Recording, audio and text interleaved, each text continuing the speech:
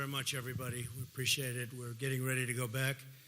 Had a tremendous 24 hours. We've had a tremendous 3 months, actually, because this has been going on for quite a while. That was a tape that we gave to Chairman Kim and his people, his representatives, and it captures a lot, captures what could be done. And that's a great place, has the potential to be an incredible place between South Korea, if you think about it, and China. It's got tremendous potential, and I think he understands that, and he wants to do what's right.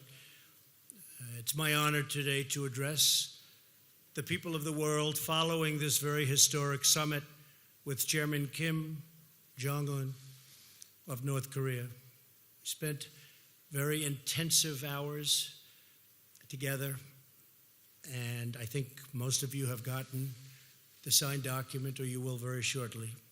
It's very comprehensive. It's going to happen. I stand before you as an emissary of the American people to deliver a message of hope and vision and a message of peace. Let me begin by thanking our incredible hosts in Singapore, especially Prime Minister Lee, friend of mine. This is a country of profound grace and beauty, and we send our warmest wishes to every citizen of Singapore who really made this visit so important and so pleasant, despite all of the work and all of the long hours. I also want to thank President Moon of South Korea. He's working hard. In fact, I'll be speaking to him right after we're finished. Prime Minister Abe of Japan, friend of mine, just left our country, and he wants what's right for Japan and for the world. He's a good man. And a very special person, President Xi of China, who has really closed up that border. Maybe a little bit less so over the last couple of months, but that's okay. But he really has, and he's a terrific person and a friend of mine, and really a great leader of his people. I want to thank them for their efforts to help us get to this very historic day. Most importantly, I want to thank Chairman Kim for taking the first bold step toward a bright new future for his people. Our unprecedented meeting, the first between an American president and a leader of North Korea, proves that real change is indeed possible. My meeting with Chairman Kim was honest, direct, and productive. We got to know each other well in a very confined period of time, under very strong circumstance. We're prepared to start a new history, and we're ready to write a new chapter between our nations. Nearly 70 years ago, think of that, 70 years ago, an extremely bloody conflict ravaged the Korean Peninsula. Countless people died in the conflict, including tens of thousands of brave Americans. Yet while the armistice was agreed to, the war never ended, to this day, never ended. But now we can all have hope that it will soon end, and it will soon end. The past does not have to define the future. Yesterday's conflict does not have to be tomorrow's war. And as history has proven over and over again, adversaries can indeed become friends. We can honor the sacrifice of our forefathers by replacing the horrors of battle with the blessings of peace. And that's what we're doing, and that's what we have done. There is no limit to what North Korea can achieve when it gives up its nuclear weapons and embraces commerce and engagement with the rest of the world that really wants to engage.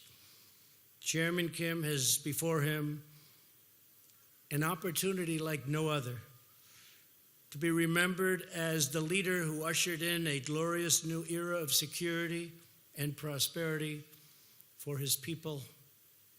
Chairman Kim and I just signed a joint statement in which he reaffirmed his unwavering commitment to complete denuclearization of the Korean Peninsula. We also agreed to vigorous negotiations to implement the agreement as soon as possible. And he wants to do that.